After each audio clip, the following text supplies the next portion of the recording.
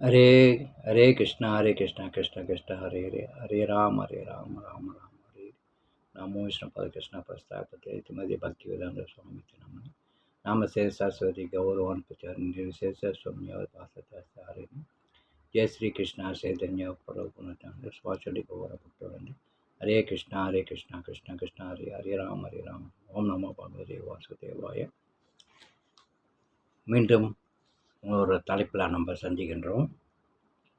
இன்று மதம், இந்து மதம் அப்படின்னா இந்து மதத்தை பற்றி இப்போ பார்ப்போம். இப்போ இருக்கிற நிலைகள்.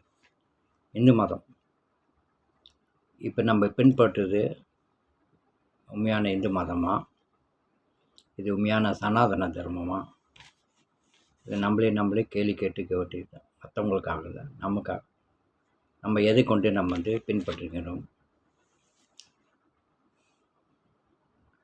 வெறும் நம்பிக்கை கொண்டு தான் மதமா? மதம் என்றால் என்ன? எது உண்மையான மதம்? எதை வைத்து இது நம்ம இந்து மதம்னு சொல்லிக்கின்றோம்? நம்ம பின்பற்றுவதற்கு உண்மையா? நம்ம செய்வது இதுதான், நம்ம செய்வது தான் இந்து மதமா? அதுக்கு ஆதாரம் என்ன? நம்ம பின்பற்றுவது சரியா தவறா? யாரும் இதை பற்றி நம்ம யோசிப்பது கிடையாது. பெரும்பாலும் நம்ம இந்துக்கள் பெரும்பாலும் எந்த சாஸ்திரம் சம்பிரதாயம் கடைப்பிடிப்பதில்லை. சாஸ்திரம் சம்பிரதாயம் தர்மம் அது என்னன்னே தெரியாது. எத்தனை பேர்த்துக்கு சாஸ்திரம் சம்பிரதாயம் தர்மம் வெறும் நம்பிக்கையின் அடிப்படையில் செய்கிறோமா, இல்லை ஒருத்தரை பார்த்து ஒருத்தர் பின்பற்றுகிறோமா? எல்லாரும் அதை பின்பற்றதை வைத்து நம்மளும் அதை பின்பற்றுகிறோமா? உண்மையான நம்ம இந்து மதத்தை நம்ம பின்பற்றுகிறோமா? இதெல்லாம் நிறைய கேள்வி நம்மளே கேட்டுக்கணும். பெரும்பாலும் நம்ம இந்துக்கள் எந்த புத்தகம் படிப்பது கிடையாது. எந்த வேதம், சாஸ்திரம், உபநிஷம், புராணங்கள், இதிகாசங்கள், அகமங்கள், இப்படி எதுவுமே என்ன கேட்டாலும் ஒன்றுமே இல்லை. அது சரித்திரம். எவ்வளோ நம்ம வீடுகளுக்கு போகிறோம், கேட்கின்றோம், இந்து மதத்தோட சரித்திரம் தெரியுமா அப்படின்னு தெரியாது. ஒரு சாமியை கும்புகின்றோம், ஏதோ ஒரு சாமியை வச்சுக்குவேன், அதோட சரித்திரம் தெரியுமா கேட்டால் தெரியாது. எல்லாம் ஒரு நம்பிக்கையின் அடிப்படையில்.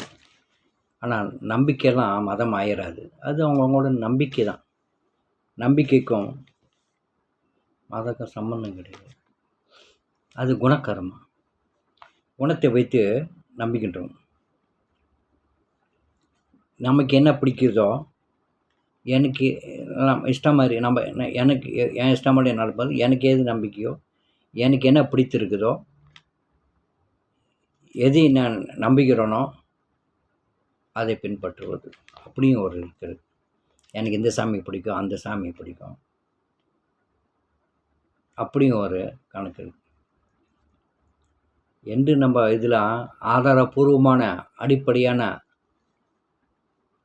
தத்துவங்கள் தெரியலையோ. ஏன்னா இந்து மதம்னா தத்துவங்கள் இருக்குது, விஞ்ஞானம், அறிவுபூர்வமான விஞ்ஞானம் இருக்குது, ஆதாரம் இருக்கிறது. ஆனால் நம்ம இந்துக்கள் தான் புத்தகம் படிப்பதே கிடையாது. எதை படிச்சிருக்கிறோம்? கீதை படிச்சிருக்கிறோமா? ஸ்ரீமத் பகவத்கீதை இருக்குது, ஸ்ரீமத் பாகவதம் இருக்குது, விஷ்ணு புராணம் இருக்குது, சிவபுராணம் இருக்குது, கந்த புராணங்கள் இருக்குது. புராணங்கள் ஏதாவது அடிப்படையாக ஏதாவது ஆதாரத்தை கொண்டு செய்கிறோமா?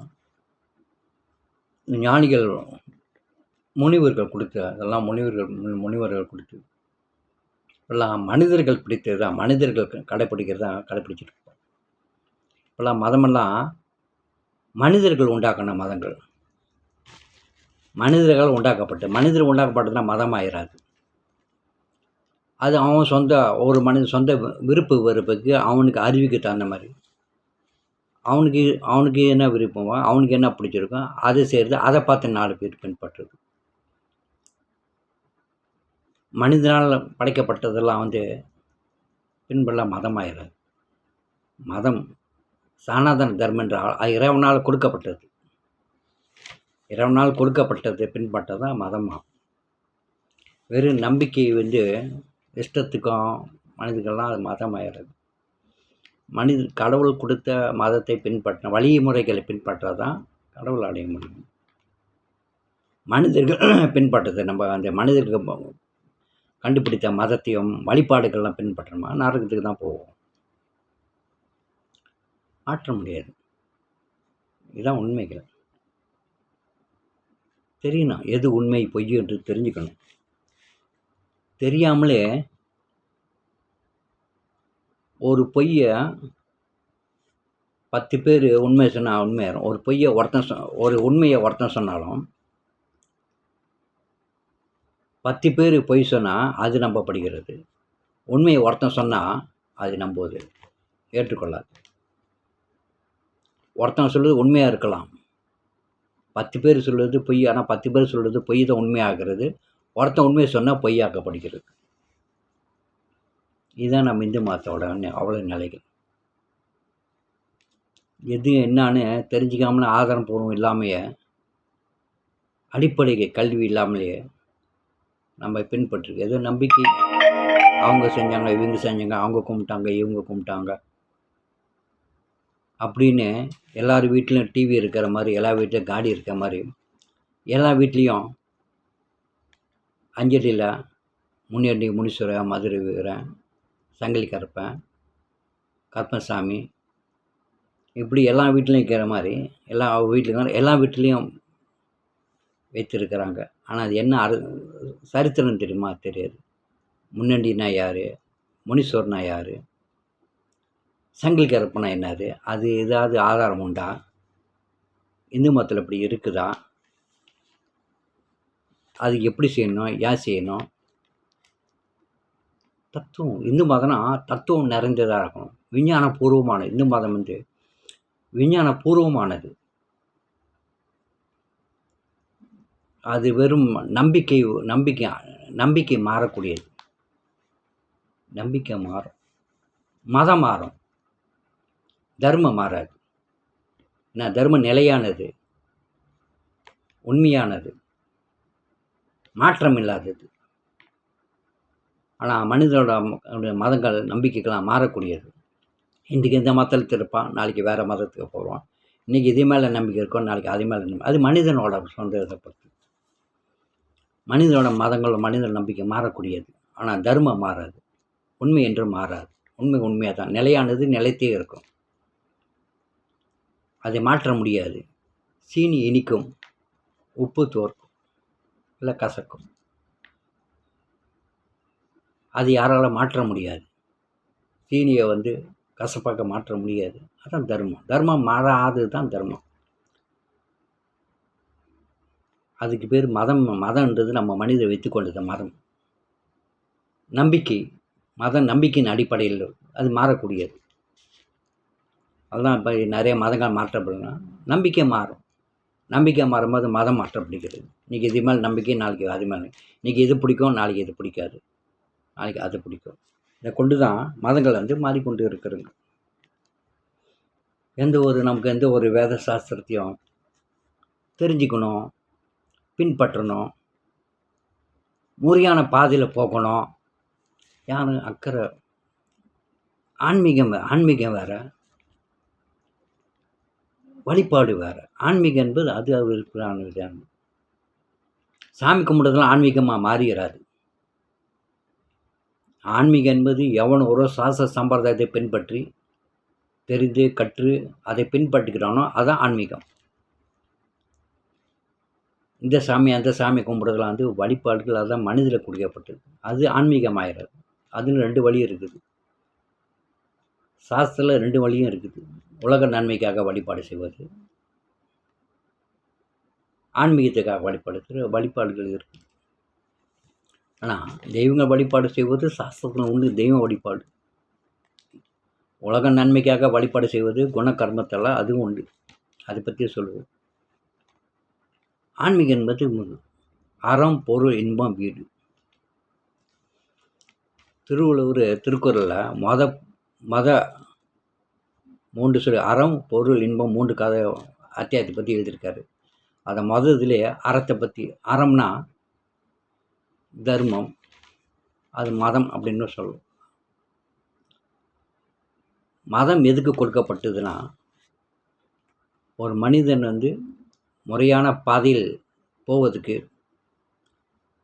உண்மை பொய்களை தெரிஞ்சு கொண்டு நடப்பதுக்கு வழிகாட்டி இருக்கணும். எத்தனை பேர்த்துக்கு இது தெரியும்? ஏதோ ஒரு வெறும் நம்பிக்கை வைத்து பின்பற்றிருப்பானா 4 பேரை பார்த்து பின்பற்று. குருடம் பின்னால் குருடம் போகிறது. அதுக்கு ஒரு பழமொழி இருக்குது. குருடனை நீக்க குருவை கொள்வார். குருடை நீக்கிறதுக்கு குருவை, கண்ணை திறப்பதுக்கு ஞானம் பெறணும். குருடனை நீக்க குருவை கொள்ளார். குருடனை நீக்க குருவை கொள்ளார். குருடம் கூத்தாட மாதிரி, குருடம் கொளியூர் மாதிரி. குருட்டை நம்ம நீக்கிறதுக்கு குரு வேணும். அந்த மாதிரி குருட்டுத்தனத்தை, அஞ்ஞானத்தை, நம்மளோட சூனியத்தை நீப்பதற்கு குருவை கேட்டுக்கொள்ளாதவங்க குருடம் சேர்ந்து பின்னால் குருடம் போய் எல்லாரும் ஆட்டம் போட்டு கூத்தாடி குழியில் விழும், நரகத்தில் விழும்.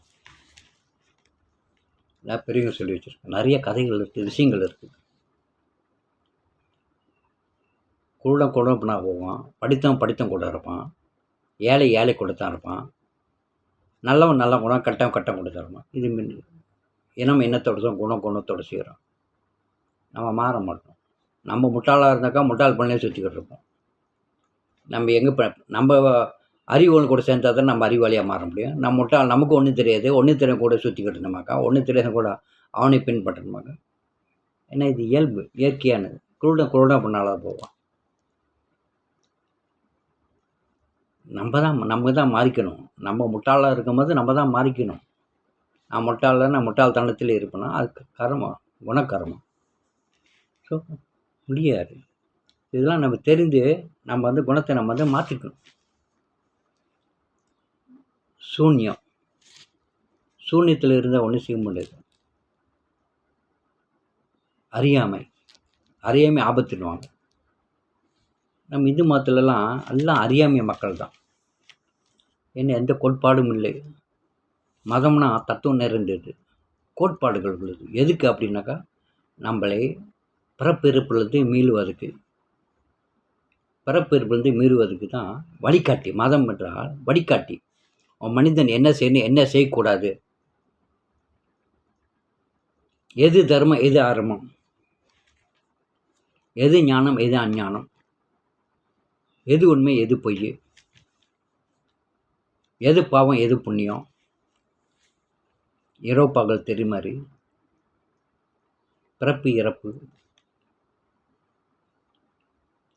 நியாயம் அநியாயம், இதெல்லாம் எங்கிருந்து தெரிஞ்சுக்க முடியும்? இதெல்லாம் யார் சொல்லிக் கொடுப்பது? இது யூனிவர்சிட்டிலாம் சொல்லிக் கொடுக்கறது கிடையாது.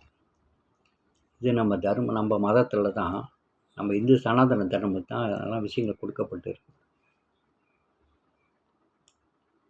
இது நம்ம நன்மைக்காக, நம்ம நரகத்திலிருந்து உழாமல் இருப்பதுக்கும், துன்பத்திலிருந்து மீளுவதற்கும், பிறப்பு இருப்பது மீளுவதற்கும்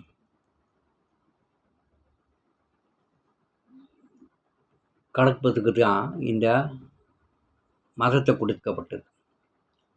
எந்த வழியில் போகணும்? குருடம் பண்ண போகக்கூடாது. தர்மத்தின் வழியில் போகணும். ஏன் தர்மத்து வழியில் போகணும்? இதனால் பலன் என்ன? அநியாய வழியில் போனால் அநியாயம் தான் நடக்கும், நியாய வழியில் போனால் நியாயமாக இருக்கும். உண்மை பாதையில் போனால் தான் நமக்கு நல்லது பார்க்க, கெட்ட பாதையில் போன நமக்கு, பொய் பாதையில் போன நமக்கு ஆபத்தில் தான் முடியும். சூனியத்தில் வாழக்கூடாது, ஞானத்தால் வாழணும். ஞானம் இருந்தால்தான் நம்ம பிறப்பிலிருந்து பிரிக்க முடியும். ஆனால் நம்ம வாழ்வது எல்லாமே அஞ்ஞானத்தில் இருக்கிறோம். அஞ்ஞானத்தில் வாழ்ந்து கொண்டு இருட்டில் எப்படி வாழ்ந்தால் எப்படி இருக்கும், வெளிச்சத்தில் வாழ்கிறவங்க இருட்டில் வாழ்கிறவங்க வித்தியாசம் பார்க்கணும். ஞானமே ஒளி. ஞானத்தால் மட்டும்தான் நம்ம முக்தி பெற முடியும். ஞானத்தை கொண்டு தான் வாழ்க்கையை நம்ம முறையாக நடத்த முடியும். ஞானம் இல்லைன்னா முடியாது. அப்போ ஞானம் எங்கிருந்து வரும்? அதான் வேத ஞானம் அப்படின்றது. வேதத்தை கற்றுக்கொள்ளுங்கள், அதுதான் ஞானம்தான், வேதம்தான் தர்மம். அதுதான் நம்மளை பிறப்பு இருப்பதை காப்பாற்றக்கூடியது. இது பொதுவாக அறம் பொருள் இன்பம் வீடு அப்படின்வாங்க. தர்மார்த்த காம மோட்ச, தர்மார்த்த காம மோட்ச அப்படின்னு திருக்குறளில் அறம் பொருள் இன்பம் 3 தான் கொடுத்தாரு. திருக்குறள் வீட்டை விட்டுட்டார். அறம் பொருள் இன்பம் வீடு. அறம்னா மதம், தர்மம். மதம் நம்ம தெரிஞ்சிக்க வேண்டியது, படிக்க வேண்டியது தர்மத்தை நம்ம படிக்கணும். சிறுவழி கல்வி கட்டும்போது ஸ்கூலுக்கு போய் படிக்கிறது. இது உலக கல்வி. சில விஷயங்கள் உலகத்தை பற்றி சொல்லி வச்சுருப்பாங்க. அந்த எந்த யூனிவர்சிட்டிலையும் ஆத்மா ஞானம் சொல்லி தருவது கிடையாது, தர்மத்தை பற்றி சொல்லி தருவது கிடையாது. இதெல்லாம் வெறும் உலக விஷயங்களை பற்றி பேசக்கூடியது. எந்த யூனிவர்சிட்டிலையும் ஆத்மா பற்றி சொல்லி தருவது கிடையாது. அறம் தர்மத்தை பற்றி தர்ம வழியில், அதான் தர்ம வழியில் போகணும். தர்ம தலை காக்கும் அப்படின்னு தர்ம வழியில் போவது, தர்மத்தை கற்றுக்கொள்வது. 2 அறம் பொருள். சிறு தர்மத்தை கற்றுக்கொண்டு தர்ம வழியில் வாழ்வதான் கொண்டு வாழ்க்கை நடத்தும் போது பொருள் ஈட்டுறோம். பொருள் இல்லாமல் பொருளாருக்கு உலகம் இல்லை, அருளாருக்கு அவ்வுலகம் இல்லை அப்படின்னு திருவள்ளுவர் சொல்லிக்காரு. பொருள்னா இந்த உலகத்தில் வாழ முடியாது, அருள்னா அந்த உலகத்துக்கு போக முடியாது. அருள் பெறுகிறதுக்கு தர்மத்தை கடைப்பிடிக்கணும். அப்போ திருக்குறள் மட்டும் அறத்துக்கு சொன்னார், தர்மத்தை. பொருள் பற்றி சொன்னார். பொருள் ஈட்டு தான் இன்பத்தை அனுபவிக்க முடியும். வீடு தர்மம் தெரிஞ்சால் தான் வீட்டை அடைய முடியும். இப்போ அறம் பொருள் இன்பம் வீடு. அறம் விட்டுட்டோம், அறம் போச்சுன்னா வீடு போச்சு. இருப்பது பொருளும் இன்பமும். நிறையா சம்பாதிக்கணும், அது கொண்டு இன்பமாக வாழணும் அப்படின்னு மனிதன் கணக்கு போடுறான். வெறும் பொருள் இன்பம். ஏன் பொருள் எதுக்குனாக்கா, நான் இன்பமாக இருக்கணும், சந்தோஷமாக இருக்கணும், இப்படி இருக்கணும், அப்படி இருக்கணும். ஆனால் பொருள் நம்மளை காப்பாற்றிடுமா? ஆனால் நீ சொல்கிறது உண்டு தமிழில், பணம் 10 செய்யும் பாதாளவாளையும் பாயின்னு. ஆனால் பணம் எல்லாத்தையும் செஞ்சிடாது. பணத்தை கொண்டு முக்தியை வாங்க முடியாது. பணத்தை கொண்டு முக்தியை வாங்க முடியாது. பணத்தை கொண்டு தர்மத்தை வாங்க முடியும், புண்ணியம் கிடைக்கும். பணத்தை கொண்டு சில புண்ணியக்காரன் செய்யலாம். தர்மம் நம்ம தான் கடைப்பிடிக்கணும். ஆனால் பொருள், அதான் திருவள்ளுவர் சொல்லிக்க, பொருளாருக்கு உலகம்னு அருளுக்கு அவ்வுலகம்னு 2மே வேணும். பொருள் எதுக்குனாக்கா, நம்ம வாழ்க்கை முறைப்படி தர்மம் நிலையில் முறைப்படி வாழ்வணும். அதுக்கு பொருள் நமக்கு தேவைப்படுகிறது. வாழ்க்கை இந்த காலத்தில் பொருள் இல்லைன்னா, பணம் இல்லைன்னா வாழ முடியாது. ஏன்னா உலகம் இப்போ அப்படி இருக்குது. ஆனால் தர்ம வழியில் பொருள் ஈட்டணும், அதர்ம வழியில் பொருள் ஈட்டக்கூடாது. எல்லாம் எப்படியாவது பணம் வந்தால் போதும் அப்படின்னு போய்கிட்டு இருக்கும். மதத்தை முறைப்படி யாரும் பொருள் ஈட்டி அதை முறையாக பயன்படுத்தி தர்மனை கடைப்பிடித்து இறைவன் நாடுன்னு இல்லை. அப்போ அந்த நாளில் அறம் தர்மம் போயிடுச்சு, விடுதலை முக்தி போயிடுச்சு. இருப்பது பொருள் இன்பம் 2 மட்டும்தான் மனிதனோட நோக்கமாக இருக்கிறது. இது பேர் மதம்னு சொல்லிக்கிட்டு இருக்கோம். எல்லாம் நம்பிக்கை. இது பெரும்பாலும் இப்போ உள்ள மதம் வெறும் நம்பிக்கையின் அடிப்படையில் தான் போய்கொண்டு இருக்கிறது. வெறும் நம்பிக்கையின் அடிப்படை. உண்மையான தர்மம் தெரியல. தர்மனா நன்கொடை சில பேர் உலகத்தில் தர்மனா நன்கொடை கொடுக்குறதுன்னு இல்லை. மதம்னா ஒரு குறிப்பிட்ட மனிதருக்கு கடைப்பிடிக்கிறது. பாருங்கள், சனாதனம் என்பது ஒரு குறிப்பிட்ட மதத்தின் வழி இல்லை. சனாதன தர்மம்னாக்கா ஒரு குறிப்பிட்ட மனிதனுக்கு பின்பற்றது கிடையாது. இந்த மதம் அந்த மதம், அந்த மதம் ஒரு வழி போகும், இந்த மதம் இன்னொரு வழியில் போகும். எத்தனோ மதம் உலகத்தில் எத்தனோ மதங்கள் இருக்குது. அது இனத்தின் அடிப்படையில் போய் கொண்டு இருக்குது. இந்த ஜாதி மதம், அந்த ஜாதி மதம், அந்த இனத்தை மதம், இந்த இனத்தை மதம். ஆனால் தர்மம் அப்படி கிடையாது. அவர் சொன்ன மாதிரி சீனி இனிக்கும். அது யாரை சாப்பிட்டாலும் சீனி இனிக்கும். அது எந்த ஜாதியை உழவுனாலும் சரி, எந்த மதம் சீனிக்கும். யாருமே சீனி கசக்குன்னு எந்த ஜாதி, எந்த மதத்துக்காரும், எந்த இனத்துக்காரனும் சொல்ல முடியும். சீனி இனிக்கும். அது தத்துவம். மாற்றம் இல்லாதது. மனிதனால் மாற்றம் இல்லாது. மனிதனை கொண்டு கலக்கிறது அது வேறு விஷயம். சீனி கசப்பாக மாற்றுறது, கசப்பை சீனியாக மாற்றுறது. ஆனால் உண்மை அதான் சொல்கிறாங்க, குறிப்பிட்ட மதத்துக்கு இன வழி இல்லை.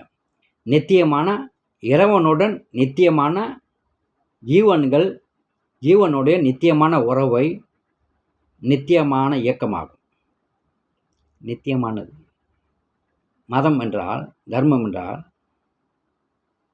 இறைவனுக்கும் ஜீவனுக்கும், ஆத்மா பரமாத்மாவுக்கும் ஜீவாத்மாவுக்கும் உள்ள தொடர்பு, உறவு. தாய் பிள்ளைக்கும் உள்ள உறவு. அது மாற்ற முடியாது. தாய் பிள்ளை எந்த மதத்தினாலும், எந்த ஜாதி, எந்த மதம், தாய் பிள்ளை தான். அப்போ நம்ம ஜீவாத்மா பரமாத்மாவோட உறவை சொல்லி தருவது நிலையானது. அது தர்மம். சனதர்மம் என்பது முன்பே குறிப்பிட்டபடி ஜீவனின் நித்திய கடமையாகும். மதம் என்ன அப்படின்னாக்கா, தர்மம்னாக்கா ஒரு மனிதன் கடைப்பிடிக்க வேண்டிய முறைகள். தர்மப்படி வாழு. ஆத்திச்சூடியிலையும் படிக்கலாம், திருக்குறளிலையும் படிக்கலாம். இறைவன் வழி நடக்கும். இறைவன் சொன்ன போதனைகளை வழி நடக்கணும். மனிதன் கொடுத்தது வழியில் போகக்கூடாது. மனிதன் கடவுள் கிடையாது.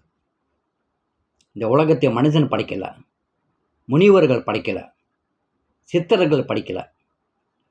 சில பேர் சித்தர் வழிபாடு, சித்தர்கள் இந்த சித்தர் சொன்னார், அந்த சித்தர் சொன்னார், இந்த சாமியை சொன்னார், அந்த சாமியை சொன்னார். தர்ம சித்தர்கள் கடைப்பிடிக்க கொண்டு வந்தது கிடையாது, முனிவர்கள் கொண்டு வந்தது கிடையாது. தர்மத்தை முன்கால முனிவர்கள் தர்மத்தை கொடுத்தார்கள். அந்த தர்மத்தை, இறைவன் கொடுத்த தர்மத்தை வழி நடத்தினார்கள் முனிவர்கள். இப்போ உள்ள முனிவர் சித்தர்கள் இவங்க மதத்தை கடைப்பிடித்ததில்லை.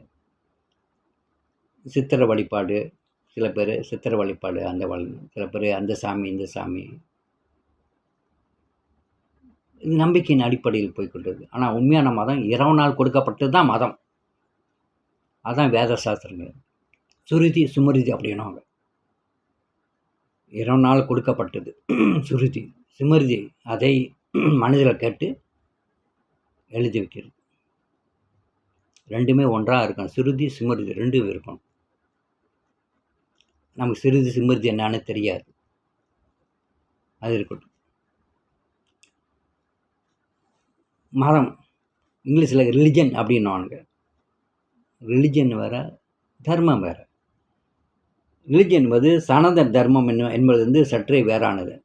மதம் வேறு, தர்மம் வேறு. ரிலிஜன் என்பது நம்பிக்கையை குறிக்கும்.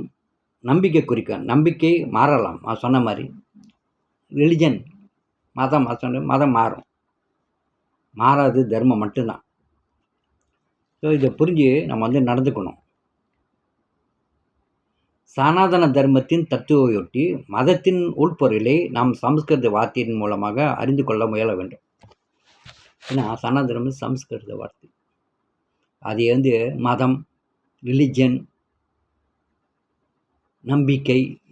நம்பிக்கை இருக்கணும். நான் சொன்ன மாதிரி பல இடங்களில் சொல்லியிருக்கேன். நம்பிக்கை அடிப்படையானது. ஆனால் எது மேலே நம்பிக்கை வைக்கணும்னு நம்ம பார்க்கணும். சனாதன தர்மத்தின் மேலே நம்பிக்கை வச்சு பின்பற்றினா ஓகே. மனிதர்கள் மேலே நம்பிக்கை வச்சு மனிதர்கள் கடைப்பிடித்தலாம் நம்பிக்கை வச்சு போனால் முறையா வித்தியாசம். ஸோ அது தெரிஞ்சு இந்த அடிப்படையான குணத்தை கொண்டு நம்ம பின்பற்றணும்.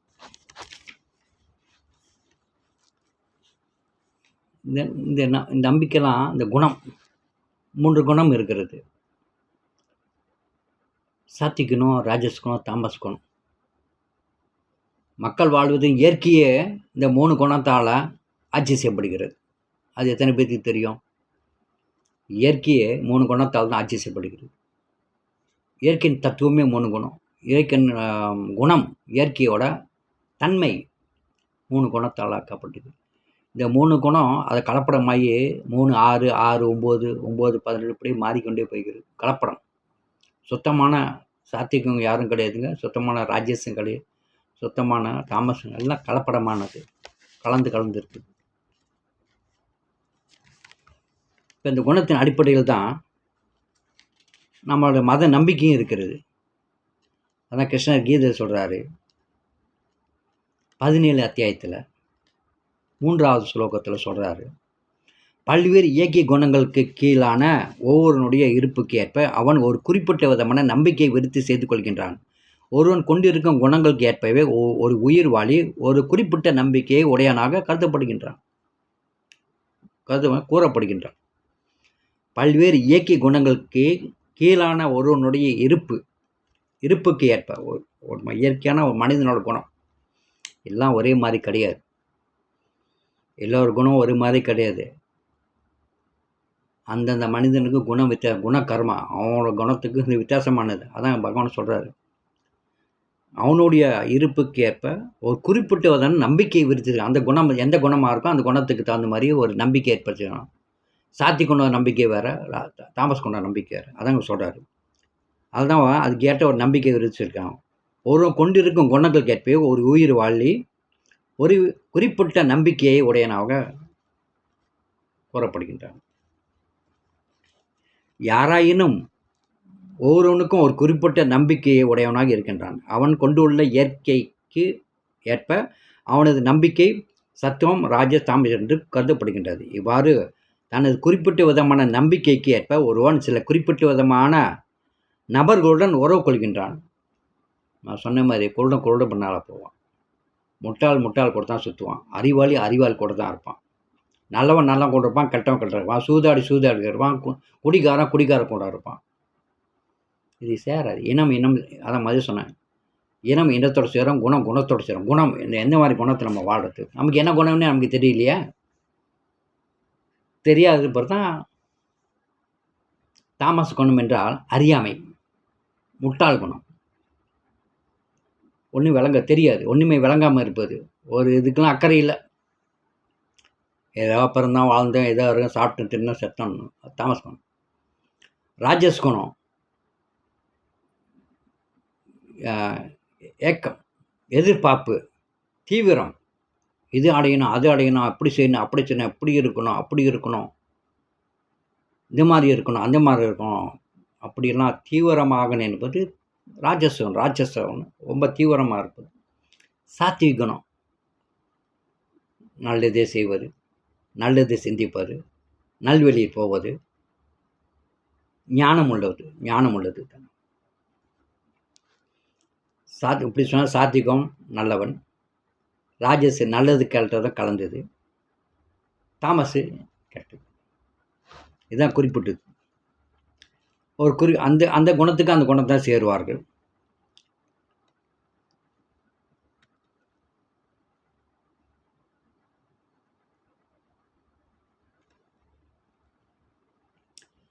ஸோ இந்த குணத்துக்கு ஏற்ப மனிதன் என்ன ஆகுறானாக்கா, இந்த இயற்கை கட்டுண்ட வாழ்வில் ஜட இயற்கையின் தொடர்பில் வந்து விடும் பொழுது ஒருவனது பல்வேறு விதமான ஜட இயற்கை குணங்களின் தொடர்பால் தனது சுயநிலையை தானே உயர்த்திக் கொள்கின்றான். இதன் விளைவாக செயற்கை நம்பிக்கையும் இருப்பும் எல்லாம் போதிகமானவையே.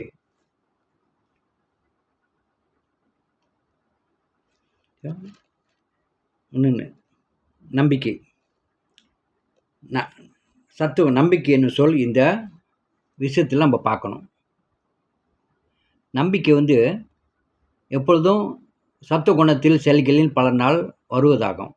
நம்பிக்கை ஒரு தேவதை மேலோ ஒரு தெய்வத்தின் மேலோ புதிதாக உண்டாக்கப்பட்ட கடவுள் மீதோ அல்லது ஏதேனும் ஒரு மனக்கற்பனை மீதோ இருக்கலாம். ஆனால் ஏதேனும் ஒரு மனக்கற்பனையில் ஏதேனும் ஒரு விஷயத்தில் ஒருவனுடைய நிச்சயமான நம்பிக்கை என்பது ஜட சத்துவ குணத்தின் செயலில் பலனாக ஏற்படுவதாகும். ஆனால் கட்டுண்ட ஜட வாழ்வில் ஜட இயக்கின் செயல்களால் எதுவுமே முழுமையாக தூய்மை பெற்றது அல்ல. அவை கலப்படமானவை. ஒருவனுடைய நம்பிக்கை சுத்த சத்துவ நிலையில் இல்லாத வரை ஒருவருடைய தாமசிலிருந்து சாத்தியத்துக்கு மாறணும். ஸோ சாத்திகுணத்தை மாறலனாக்கா அப்போ ஒரு நம்பிக்கை சத்துவ நிலையில் இல்லாத வரை அவனுடைய நம்பிக்கை ஜட இயக்கியின் ஏதேனும் ஒரு குணத்தால் களங்கப்படுத்தப்பட்டுள்ளதாகவே இருக்கின்றது. ஜட இயக்கியின் களங்கமுள்ள குணங்கள் இதயத்தில் விரிவடைகின்றன. எனவே ஒரு குறிப்பிட்ட ஜட இயக்கியுடனான ஒருவனது இந்த இதய தொடர்பின் நிலைக்கு ஏற்ப அவனுடைய நம்பிக்கை நிலை பெறுகின்றது. ஒருவனுடைய இதயம் சத்துவ குணத்தில் இருந்தால் அவனுடைய நம்பிக்கையும் சத்துவ குணத்தில் இருப்பதாக புரிந்து கொள்ள வேண்டும். அவனது இதயம் ராஜகுணத்தில் இருந்தால் அவனது நம்பிக்கை ராஜகுணத்தில் இருக்கின்றது. அவனது இதயம் இருளில் குணத்தில் அல்லது மயக்கத்தில் இருந்தால் அவனது நம்பிக்கை அதே போல கலங்கமுட்டிருக்கிறது. இவ்வாறு உலகில் பல்வேறு விதமான நம்பிக்கைகளை நாம் காண்கின்றோம். பல்வேறு விதமான நம்பிக்கைக்கேற்ப பலவிதமான மதங்கள் இருக்கின்றன. உண்மையான மத நம்பிக்கை கொள்கை என்பது சுத்த சத்துவ குணத்தில் நிலைப்பட்டதே ஆகும். ஆனால் இதயம் கலங்கப்பட்டு இருந்தால் நாம் பல்வேறு விதமான மத சமய கொள்கைகளை காண்கின்றோம். இவ்வாறு வேறுபட்ட நம்பிக்கைக்கேற்ப பல்வேறு விதமான வழிபாடுகள் இருக்கின்றன. இதெல்லாம் குணத்தில் அடிப்படையாக இருக்கிறது. சொன்ன குணத்தை வச்சு இந்து மதத்தில் குணம் போட்டுட்டோம். ஆனால் இந்து மத குணம் இருக்குது. தர்மம் சொல்லுது, வேதம் சொல்லுது குணம்னு, குணத்தின் அடிப்படையில். அப்போ பெரும்பாலும் அந்த வழிபாடுலாம் மறந்துருக்க சாஸ்திரம் தெரியலனாக்கா அது தாமஸ் குண வழிபாடு. நல்லா தெரிஞ்சுக்கணும். தர்மம்னு என்னன்னு தெரியாது, சாஸ்திரம்னு தெரியுது, வேதம்னு என்னன்னு தெரியாது அப்படின்னு இருக்குன்னா அப்போ நம்ம குணம் பார்த்துக்கணும் எந்த மாதிரி. அப்போ இப்படி நம்ம மேன்மைக்கு போவோம். அடுத்தது 4வது ஸ்லோகத்தில், அதே 17 அத்தியாயம் 4வது ஸ்லோகத்தில் குணத்தில் அடிப்படையான வழிபாடு. சத்துவ குணத்தில் நல்ல குணத்தில் இருப்பவர்கள் மனிதர்கள் தேவதைகளை வழிபாடு செய்கிறார். சாத்தி குணத்தில் உள்ளவங்க தெய்வங்களை வழிபாடு செய்கிறார். ராஜகுணத்தில் தீவிர குணத்தில் இருக்கிறவங்க சக்தி வாய்ந்த மனிதர்கள், அசுரர்கள் சக்தி வாய்ந்த மனிதர்கள். இவனுக்கு இந்த மனித சக்தி இருக்கும், அந்த மனித இருக்கும், இவருக்கு சக்தி இருக்கும், அவருக்கு சக்தி இருக்கும். மனிதனை தெய்வமாக்கிட்டு மனிதர்களை கும்பிட்டு கொண்டு இருக்கு. மனிதனை தெய்வமாக கடவுளாக வச்சு கும்பிடுவது. கடவுள் விட்டுட்டோம். மனிதன் முக்தி அடையலாம், சித்து அடையலாம். மனிதன் கடவுளாக முடியாது. முக்தி பெறலாம், சித்துக்கள் அடையலாம், சக்திகள் பெறலாம், ஞானத்தை பெறலாம்.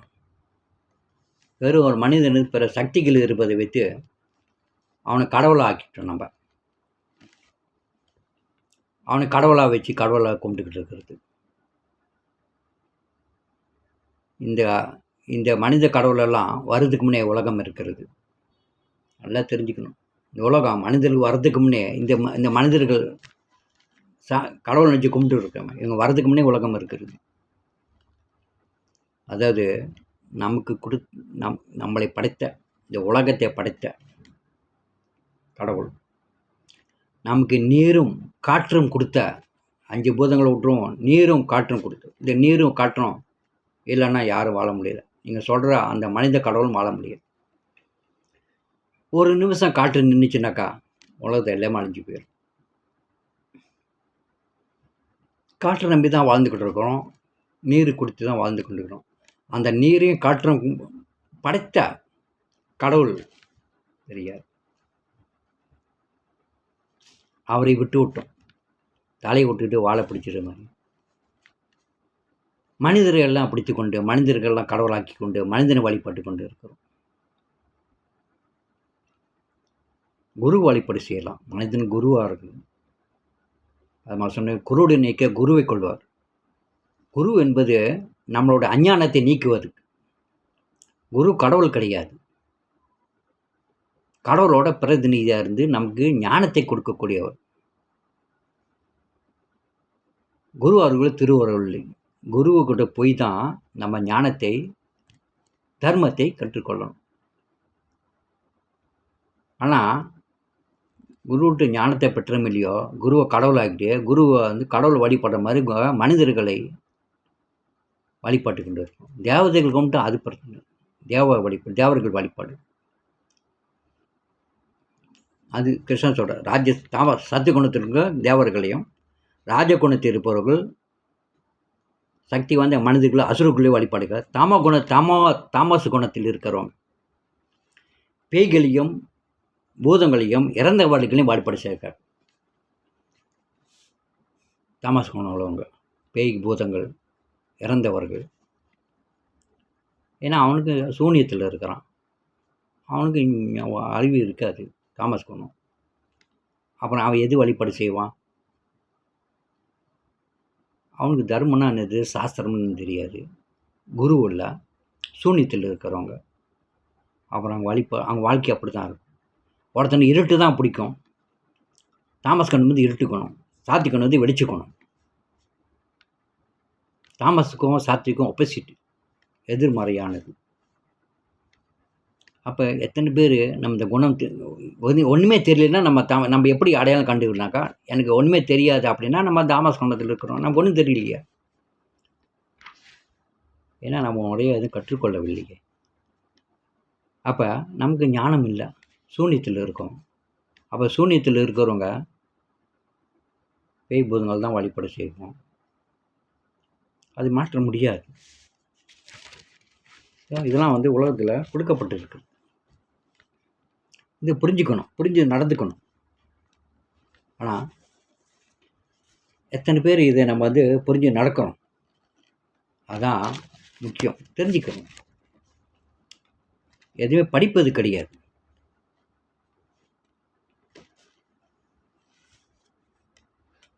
அப்போ கிருஷ்ணன் என்ன சொல்கிறாரு, அது 18 அத்தியாயத்தில் இந்த முக்கோணங்களுக்கு 3 அறிவுகள் இருக்கிறதுன்னு. அறிவின் இலக்கு, அறிபவன், இவற்றை ஜட இயற்கையின் முக்கோணங்களுக்கேற்ப 3 பிரிவுகள் விளக்கிய பிறகு செய்பவரின் புத்தி, உறுதி இவற்றை அது போலவே இறைவன் இனி விளக்குகின்றார். செய்யக்கூடியது எது? 18 அத்தியாயத்தில் 30வது ஸ்லோகத்தில் கிருஷ்ணன் சொல்கிறார். நான் சொல்லுவது சாஸ்திரம், உபநியாசம், கீத உபநியாசம். உபநிஷங்கள், கீதை என்பது வேதத்தின் சாரம். கீதை என்பது வேதங்கள்லாம் படிக்கக்கூடிய அந்த உணர்வை கீதை நமக்கு சொல்லித்தருது. அதை படிப்பது கிடையாது. இத்தனை பேர் வச்சிருந்தாலும் படிப்பது கிடையாது, படித்தெல்லாம் விளங்கலைன்றாங்க. இங்கே கிருஷ்ணன் சொல்கிறாரு 18 சொல்கிறாரு, பிரிதாவன் மைந்தனே அர்ஜுனா, செய்யத்தக்கது எது, செய்யத்தகாதது எது, பயப்படக்கூடியது எது, பயப்படத்தகாதது எது? இது எதாவது நம்ம வாழ்க்கையில் பார்த்துருக்குறோமா? கிருஷ்ணன் சொல்கிறார், செய்யத்தக்கது எது, செய்யக்கூடியது எது, செய்யக்கூடாதது எது, பயப்படக்கூடியது எது, பயப்படக்கூடாதது. எது நம்மளை பிணிப்பது, கட்டுப்படுத்துவது, எது நம்மளை விடுதலை செய்வது, இவற்றை எதனால் ஒருவன் அறிகின்றானோ அது அந்த குணம் சத்து குணத்தில் நெருப்பெருக்கின்றது. நம்ம செய்கிற கர்மாக்கள் செய்கிறது அது விடுதலை கொடுக்குமா, நரகத்தை தள்ளுமான்னு தெரியணும். பிணைக்குமான் பிணை அப்படின்னா கட்டுப்படுத்து. நம்ம உலகத்தில் கட்டுப்படுத்துது, பிணைக்கக்கூடியது. குற்றம் செஞ்சு ஜெயிலுக்கு போடுற மாதிரி. அப்போ எந்த கர்மம் செய்தால் விடுதலையாகும், கர்மத்திலிருந்து விடுதலையாகும், எது இந்த கர்மம் செஞ்சால் நம்மளை பிணைக்கும், அது என்னன்னு புரிய மாட்டேங்குது. அப்போ எது செய்யணும், எது செய்யக்கூடாது, எது விட்டு விடணும், எது பயப்படக்கூடியது, எது பயப்படக்கூடாதது, இதெல்லாம் நம்ம படித்து குருக்கிட்ட போய் கற்றுக்கொள்ள வேண்டும், தெரிந்தவர்கள்ட்ட போய் கற்றுக்கொள்ள வேண்டும். நாங்கள் அதுக்கு தான் சென்டர்லாம் வச்சு நடத்துகிறோம். வாங்க, நாங்கள் கீதை சொல்லித்தரோம் அப்படின்னு கூப்பிடுறோம். யாரும் வருவதில்லை. அதெல்லாம் என்னத்துக்கு? நம்ம போய் வீடு புக்கை வைப்போம், கீதை கொடுப்போம், அது என்னத்துக்குன்னு கேட்குறாங்க. அதெல்லாம் யாரும் படிக்க மாட்டாங்க. நாங்கள் புக்கு போய் கொடுப்போம், புக்கு படிங்க அப்படின்னு. எங்கள் வீட்டில் இதெல்லாம் யாரும் படிக்க மாட்டாங்க. அப்போ என்ன படிப்பீங்க? இப்போ இதெல்லாம் படிக்கலனாக்கா அப்போ எப்படி நம்ம சொர்க்கம் போவது? படிக்க தெரியலன்னா நம்ம நரகம் தான் போகணும்.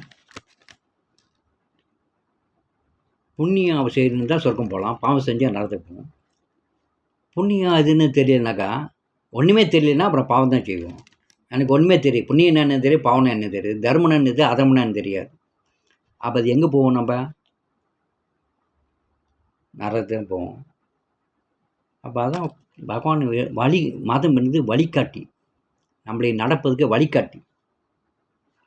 அடுத்தது 31 சொல்கிறாரு, தர்ம நெறி வாழ்வு, தர்ம முறைப்படி வாழ்வு, அதர்ம வழி வாழ்வு, செய்ய வேண்டிய செயல், செய்யக்கூடாத செயல், இவற்றுக்கிடையே பகுத்தறிவு இல்லாத அத்தகு குறை அறிவு அர்ஜுனா இது ராஜகுணத்தில் இருக்கு.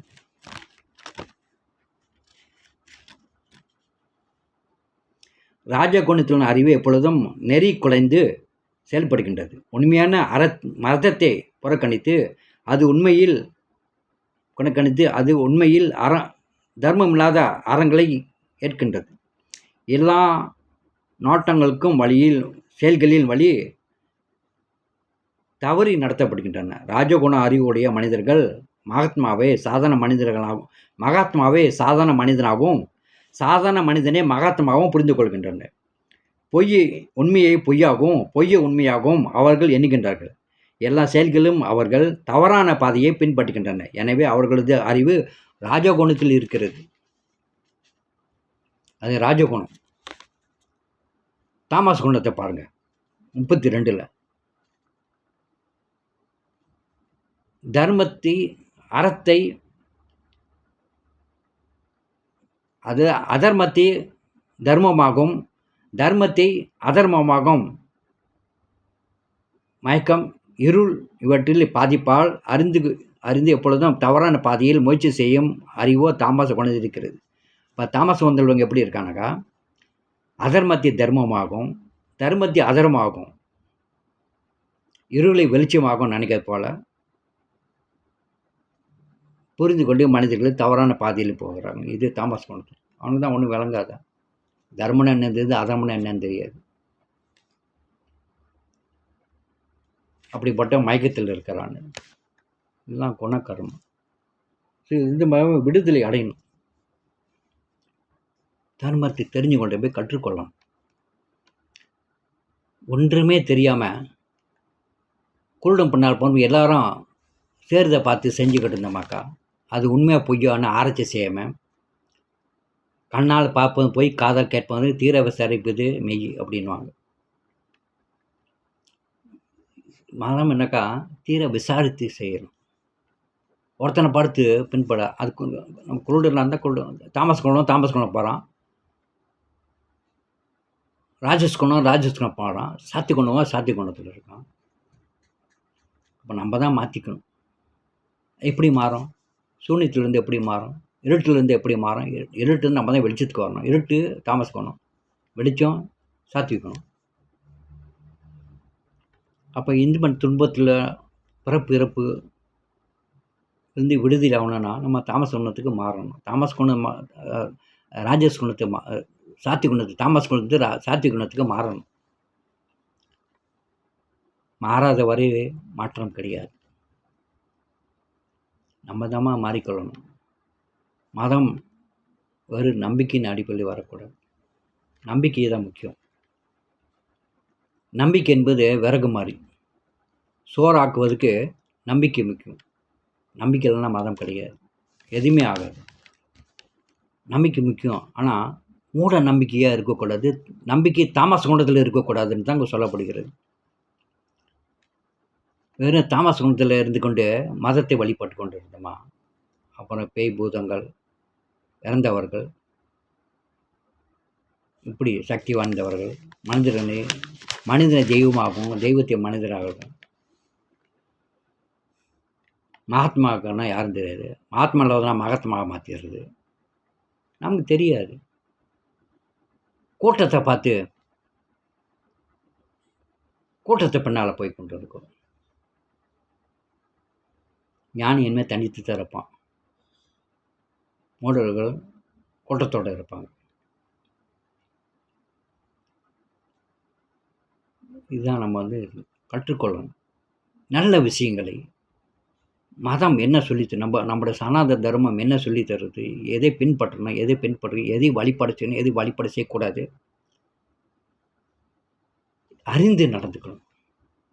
அப்போ தான் நம்ம மேன்மைக்கு வர முடியும், முக்தி பெற முடியும். நரகத்துக்கு விழாமல் அட்லீஸ்ட் நம்ம சொர்க்கத்துக்காக முக்தி பெறாட்டாலும் நல்ல காரியங்கள் நல்ல வழியில் போய் சொர்க்கமாவது அடையலாம். தெய்வங்களை வழிபட்டால் சொர்க்கம் பார்க்கலாம். பேய் பூதங்க வழிபட்டாக்கா பேய் பூதங்க போகும். பித்திருக்கு வழிபட்டால் பித்திரு கிருஷ்ணா அது சொல்கிறாரு. தேவர்கள் வழிபட்டால் தேவலோகம் போகிறீங்க, பித்திருக்கு வழிபட்டால் பித்திருலோகம் போவீர்கள். பேய் பூதங்க வழிபட்டால் பேய் பூதங்கள் போங்க. சர்ப்பங்களை வழிபட்டால் சர்ப்பலோகம் போகிறோம். என்னை வழிபட்டோம் என்னை அடைக்கிறான். தர்மம் வழிகாட்டி. மதம்னா நம்ம போகிற பாதையை எந்த பாதையில் போகணும், எப்படி போகணும், என்ன செய்யணும்னு வழிகாட்டு தான் மதம். வெறும் சாமி கும்பிடுறதுக்கு மட்டும் கிடையாது. அது மதம் வெறும் நம்பிக்கை. இந்த சாமி அந்த சாமியை கும்பிட்டுக்கிட்டு இருக்குது. அது என்னன்னு சரித்திரமே தெரியாது. எதுவுமே தெரியாமல் கண்மூடித்தனமாக வாழ்ந்தால் அது தாமஸ் குணம். ஆனால் இதுவும் அப்படித்தான் இருக்குது. எல்லாரை பார்த்து அதை பார்த்து பின்பற்றுறது. எல்லாம் வீட்டில் என்ன வச்சுருக்கோம் அதை பார்த்து பின்பற்றுறது. அதை வச்சு உண்மையாக பொய்யான்னு கண்டுக்கிறதில்ல, கேட்பதில்லை. எந்த கோயிலையும் எந்த கேள்வியும் கேட்பதில்லை. இதுதான் குருடன் பின்னால் போகக்கூடாதுன்றார். அறிஞ்சவர்கள் பின்னால் போகணும், தர்மம் தெரிஞ்சவங்கள் பின்னால் போகணும், அது கற்றுக்கொள்ளணும். அது மறுபடி வந்தாக்கா நம்மளே பாதுகாத்துக்கலாம். நம்ம நன்மைக்காகவே, நமது நன்மைக்கு தான் இருக்கும். அடுத்த நன்மைக்காக இல்லை, நமது நன்மைக்காக. நம்ம நல்லா இருக்கணும் என்பது, நம்ம முறைப்படி இருக்கணும் என்பது, நம்ம நாளைக்கு நம்ம பிறப்பு இருப்பது விடுதலை ஆகணும் என்பது முறையான தர்மத்தை கடைப்பிடிக்க வேண்டும். குருடர்களை பின்பற்றாதீர்கள், படியுங்கள். வேத சாஸ்திரங்கள் இருக்குது, கீதை இருக்குது. குருமார்களை பெற்று இதை கற்றுக்கொண்டு அதன் வழி தர்மம் மறுப்பிட்டு வாழ்ந்து இறைவனை அடைவோம். ஹரே கிருஷ்ணா. ரொம்ப நன்றி.